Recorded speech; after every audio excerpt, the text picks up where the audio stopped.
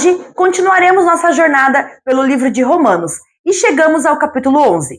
Nos capítulos 9 e 10, Paulo falou sobre Israel, a soberania de Deus, a justiça pela fé e a responsabilidade humana diante do Evangelho. Agora, surge uma pergunta muito importante. Se grande parte de Israel rejeitou Jesus como Messias, Deus também rejeitou Israel? E Paulo começa este capítulo com uma resposta muito clara. De modo nenhum. Romanos 11 nos mostra que Deus não abandonou seu propósito. Existe um remanescente. Os gentios foram alcançados pela graça e Deus continua conduzindo soberanamente seu plano redentor. Vamos ao texto. Dos versículos 1 ao 10, o remanescente de Israel. Paulo começa perguntando: rejeitou Deus o seu povo? E imediatamente responde: de modo algum. O próprio Paulo apresenta a si mesmo como evidência disso. Ele era israelita, descendente de Abraão e da tribo de Benjamim. Ou seja, a existência de judeus que haviam crido em Jesus demonstrava que Deus não havia rejeitado completamente Israel. Então, Paulo relembra a história do profeta Elias. Em determinado momento, Elias acreditou que estava sozinho. Ele olhou para Israel e viu tanta idolatria e afastamento de Deus que pensou ser o único que havia permanecido fiel. Mas Deus mostrou a Elias que ainda havia preservado para si um remanescente. E Paulo aplica essa história aos seus dias. Ele diz que, assim pois também, agora neste tempo, ficou um resto, seguindo a eleição da graça. Aqui encontramos uma das palavras mais importantes deste capítulo, remanescente. O remanescente representa aquele que Deus preservou em meio à incredulidade geral. Mas Paulo faz questão de destacar: isso acontece pela graça, não pelas obras, não pelo mérito humano, não pela religiosidade, mas pela graça de Deus. Isso está completamente conectado com tudo que Paulo vem ensinando desde o início de Romanos. Ninguém pode se apresentar diante de Deus dizendo: eu mereci. A salvação é resultado da graça. Entretanto, Paulo também explica que parte de Israel havia experimentado o endurecimento. Eles possuíam a lei, conheciam as promessas e aguardavam o Messias, mas muitos não reconheceram Jesus quando ele veio. Ainda assim, esse endurecimento não significa que Deus tenha perdido o controle da história. E isso nos leva ao próximo bloco. Versículo 11 ao 24, a oliveira e os ramos. Paulo faz uma pergunta: Israel tropeçou para que caísse definitivamente? Novamente, sua resposta é: de modo nenhum. Paulo explica que a transgressão de Israel abriu caminho para que a mensagem da salvação alcançasse os gentios. O evangelho começou a se espalhar entre as nações. Pessoas que estavam fora do contexto da aliança de Israel começaram a ouvir sobre Jesus e crer nele. Mas Paulo deixa claro que isso não deveria produzir orgulho nos gentios. Para explicar essa verdade, ele utiliza uma figura muito poderosa, uma oliveira. Alguns ramos naturais foram quebrados e ramos de uma outra oliveira brava foram enxertados. Os gentios são comparados a esses ramos enxertados. Eles passaram a participar das bênçãos da raiz, mas Paulo faz um alerta: não se glorie contra os ramos. Em outras palavras, não pense que você é superior. E então ele apresenta uma verdade que precisamos guardar. Não és tu que sustenta a raiz, mas a raiz que sustenta a ti. Os gentios não deveriam olhar para a incredulidade de parte de Israel e desenvolver arrogância espiritual. Eles haviam sido alcançados pela graça, foram enxertados, foram recebidos. Por isso, a resposta correta não era o orgulho, era temor, humildade, gratidão. Paulo também lembra que se Deus é poderoso para enxertar ramos em uma oliveira brava, ele também é poderoso para enxertar novamente os ramos naturais. Ou seja, a história ainda não terminou. Deus ainda está trabalhando. Dos versículos 25 ao 32, o mistério do plano de Deus. Agora, Paulo entra em uma das partes mais profundas de Romanos 11. Ele diz: porque não quero, irmãos, que ignoreis este segredo.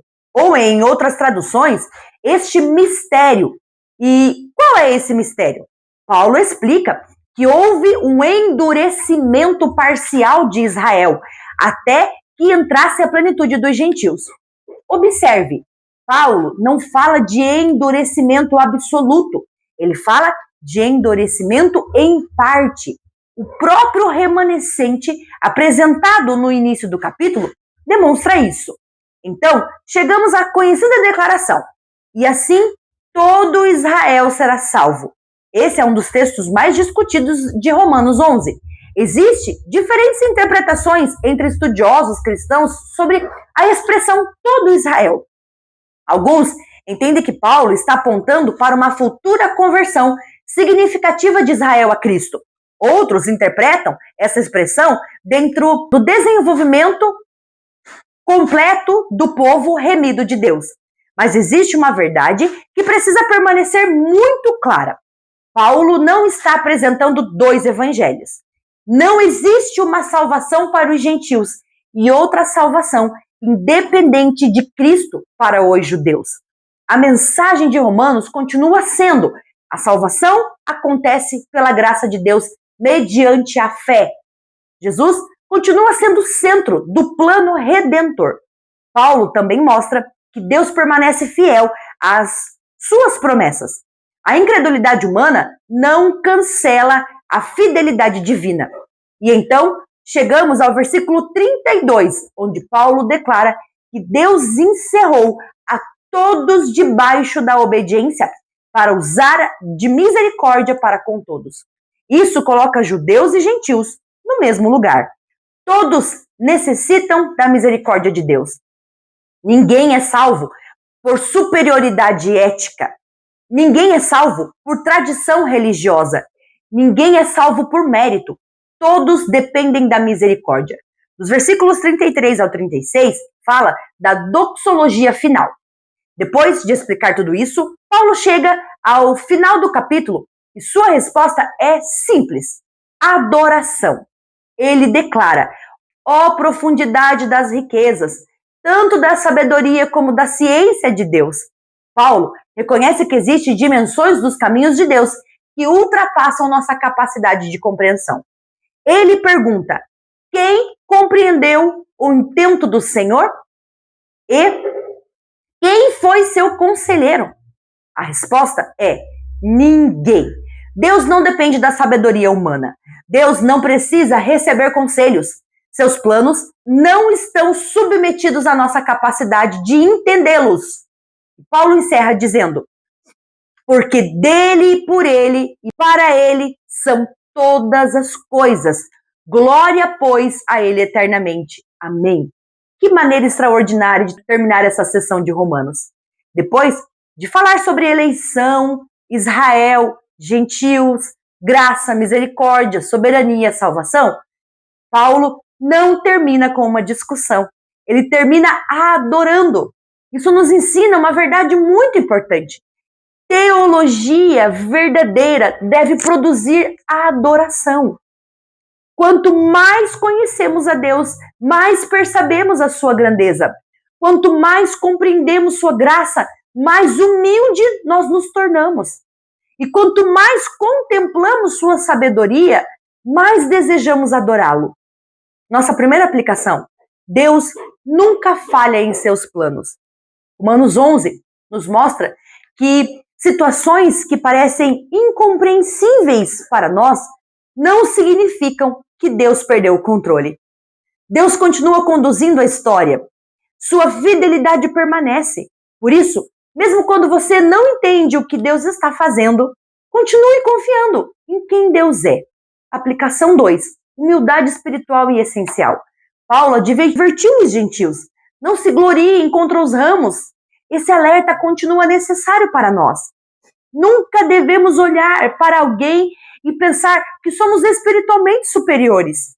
Se somos alcançados, foi pela graça. Se permanecemos, é pela graça. Se fomos enxertados, foi pela misericórdia. A graça não produz arrogância. A graça produz gratidão. Aplicação 3. A teologia deve produzir adoração. Paulo termina Romanos 11 adorando. Isso nos ensina que estudar a Bíblia não é apenas acumular conhecimento. Conhecer mais sobre Deus deve nos levar a amá-lo mais, temê-lo mais, obedecê-lo mais e adorá-lo mais. Conhecimento sem reverência pode produzir orgulho, mas conhecimento acompanhado da graça produz adoração. Quero deixar algumas perguntas para você refletir. Eu confio na fidelidade de Deus, mesmo quando não compreendo os seus planos?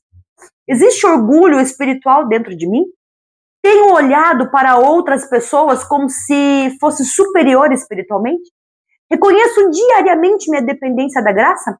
Aquilo que estou aprendendo sobre Deus tem produzido adoração em minha vida? O desafio desse dia é: reserve um tempo para adoração e contemplação da grandeza de Deus. Leia Romanos 11, especificamente os versículos 33 a 36. Dessa vez, não leia apenas procurando algo para aprender. Leia contemplando quem Deus é. Sua sabedoria, sua misericórdia, sua fidelidade, sua soberania. E depois, simplesmente, adore. A palavra-chave de Romanos 11 é remanescente. Remanescente significa um grupo fiel, preservado por Deus em meio à infidelidade geral.